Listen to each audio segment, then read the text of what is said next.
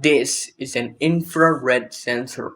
It is made up of a LM356 IC connected with an LED and a photodiode.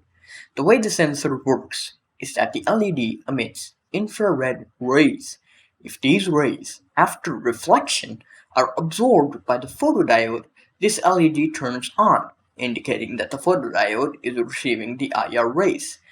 If these rays are not reflected, they won't be absorbed by the photodiode.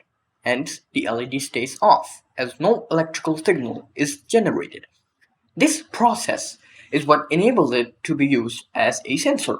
These sensors are used in line following robots and for motion detection.